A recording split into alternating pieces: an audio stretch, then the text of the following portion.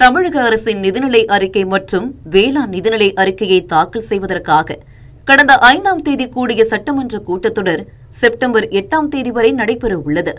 நிதிநிலை அறிக்கைகள் மீதான ஆளுங்கட்சி மற்றும் எதிர்க்கட்சி உறுப்பினர்கள் பங்கேற்ற வாதத்திற்கு பின் துறை சார்ந்த அமைச்சர்களான மரிய வில்சன் மற்றும் வினோத் ஆகியோரும் பதிலுரையை வழங்கி முடித்திருக்கிறார்கள். 75 வருட மிகப்பெரிய கட்சியான திமுகவின் உறுப்பினர்கள் எழுப்பும் கேள்விகளை புதியதாக சட்டசபைக்கு வந்திருக்கும் தவிகவின் உறுப்பினர்கள் மற்றும் அமைச்சர்களால் தாக்குப்பிடிக்க முடியாது என முன்வைக்கப்பட்ட விமர்சனங்களை கடந்த 6 நாட்களாக நடைபெற்ற சட்டமன்ற நிகழ்வுகளும் தவிக அமைச்சர்களின் பதில்களும் அப்படியே புரட்டி போட்டுள்ளது.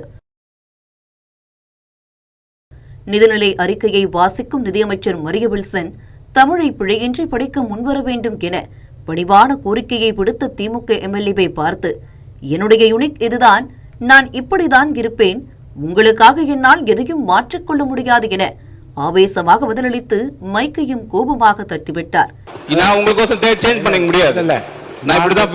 மக்கள் புரிந்து கொள்ளுகிற வகையில் நீங்கள் நன்றாக தான் பேசினீர்கள். அதோட பிரச்சனை முடித்து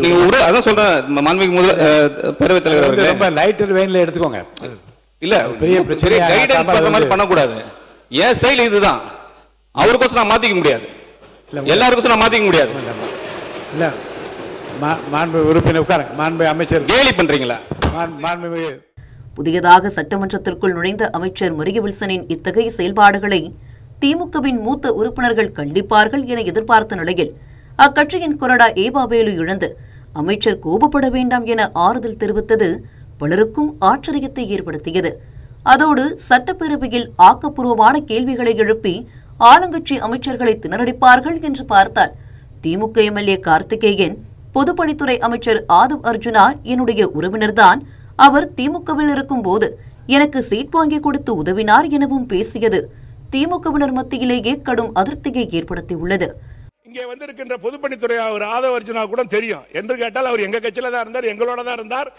எனக்கு நல்ல நெருக்கமானவர், அன்பானவர். அன்பான கோரிக்கை இல்ல நான் சொல்லி முடிக்கிற பெயரை மட்டும் சொல்லாமல் மாண்புமிகு அமைச்சர் என்று கூறினால் நன்றாக இருக்கும்.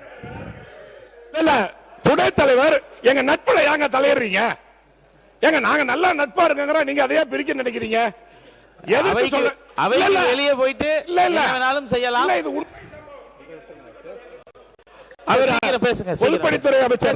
பொதுப்பணித்துறை அமைச்சர் அவர்கள் மறந்திருப்பாரா என்று தெரியவில்லை. நான் முதலில் எங்கள் கட்சியில நான் சீட்டு கேட்டு வந்த போது அவர் தான் என்னை அழைச்சிட்டு போய் என் உறவினர், என் சொந்தக்காரர் லீமாரோஸ் உட்கார்ந்திருக்காங்க, எனக்காக பேசியவர். ஆக நான் இந்த இடத்துல சொல்லலன்னா தப்பா போவோம். முன்னாள் அமைச்சரும் திமுகவின் கொறடாவுமான ஏவா வேலு திமுகவை நோக்கி எந்த ஒரு கேள்வி வந்தாலும் அதற்கு உரிய பதிலை அளிக்காமல், இது நீதிமன்ற வழக்கில் உள்ளது, அது குறித்து இந்த அவையில் பேச வேண்டியதில்லை, அமைச்சரின் உறவினர் எனக்கு நன்கு அறிமுகமானவர் என பூசி முழுகுவதையே வாடிக்கையாக கொண்டிருப்பதாகவும் விமர்சனம் எழுந்துள்ளது. திமுக ஆட்சி காலத்தில் வேளாண்மைத்துறை அமைச்சராக இருந்ததோடு அக்கட்சியின் மூத்த தலைவர்களில் ஒருவராக இருக்கும் முன்னாள் அமைச்சர் எம்.ஆர்.கே. பன்னீர்செல்வம் நிதிநிலை அறிக்கை மீதான வாதத்தில் பேசும்போது இந்து சமய அறநிலையத்துறை அமைச்சர் என்று சொல்வதற்கு பதிலாக மாண்புமிகு சாமி அமைச்சர் என கூறியது அவை முழுவதும் சிரிப்பலையை ஏற்படுத்தியது. மாண்புமிகு சாமி அமைச்சர், இந்து சமய அமைச்சர் சாமி அவர்கள் அப்படி கரெக்டா விடுறாங்க. அது உண்மையே பொய்யான்னு தெரியல. ஆனா இப்படி டெக்னிக்கல் அப்படி இந்த டெக்னிக்கலா வச்சு நீங்க அடிச்சுட்டு வந்துருங்க, ரீல்ஸ் விடுறீங்க. ஆளுங்கட்சி உறுப்பினர்களை நோக்கி ஆவேசமான கேள்விகளை எழுப்புவதற்கு பதிலாக தன் சொந்த கட்சியை சார்ந்த உறுப்பினர் KN நேரு ஆயிரக்கணக்கில் ஏக்கர் நிலங்கள் வைத்திருப்பதாக பேசி அவையை கலகலப்பாக்குகிறேன் எனும் பெயரில் சொந்த கட்சியினருக்கே சூனியம் வைத்திருப்பதாகவும் குற்றச்சாட்டு எழுந்துள்ளது.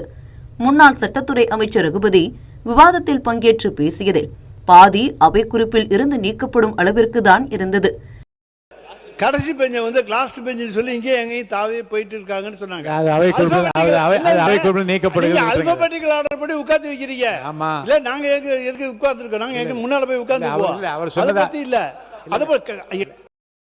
அதே நேரத்தில் திமுகவினர் எழுப்பும் ஒவ்வொரு கேள்விகளுக்கும் குறிப்பிட்ட கால இடைவெளியில் தெளிவான மற்றும் விளக்கமான பதில்களை தவிக அமைச்சர்கள் முன்வைத்து வருகின்றனர். மேகதாது அணை தொடர்பாக நடைபெற்ற விவாதத்தில் எதிர்க்கட்சித் தலைவர் எழுப்பிய கேள்விகளுக்கு முதலமைச்சர் ஜோசப் விஜய் தொடங்கி நீர்வளத்துறை அமைச்சர் புஸ்ஸி ஆனந்த், பொதுப்பணித்துறை அமைச்சர் ஆதவ் அர்ஜுனா ஆகியோர் உரிய விளக்கங்களை வழங்கினர். நடைபெற்று முடிந்த தேர்தலில் வெற்றி பெற்று புதிய முகமாக சட்டமன்றத்திற்குள் நுழைந்திருக்கும் பலர் உரிய தரவுகளுடன் பதில் அளித்தது அவர்கள் புதுமுகம்தானா என்று சந்தேகப்படும் அளவிற்கு அமைந்திருந்தது. சட்டமன்ற கூட்டத்தொடருக்கு முன்பாக நடைபெற்ற திமுக எம்எல்ஏக்கள் கூட்டத்தில் அக்கட்சியின் தலைவர் மு.க. ஸ்டாலின் ஆக்கப்பூர்வமான கேள்விகளின் மூலம் மக்கள் பிரச்சினைகளுக்கு தீர்வு காண வேண்டும் என அறிவுறுத்தினார். ஆனால் சட்டமன்றத்திற்குள் நடைபெறும் நிகழ்வுகளை பார்க்கும்போது தங்கள் மீதுள்ள புகார்களில் இருந்து தங்களை தற்காத்துக் கொள்ள ஆளுங்கட்சியுடன் சுமூகமான உறவை ஏற்படுத்திக் கொள்ள திமுகவினர் பலர் முன்வந்து விட்டதையே வெளிப்படுத்துவதாக விமர்சனமும் விவாதமும் எழுந்துள்ளது.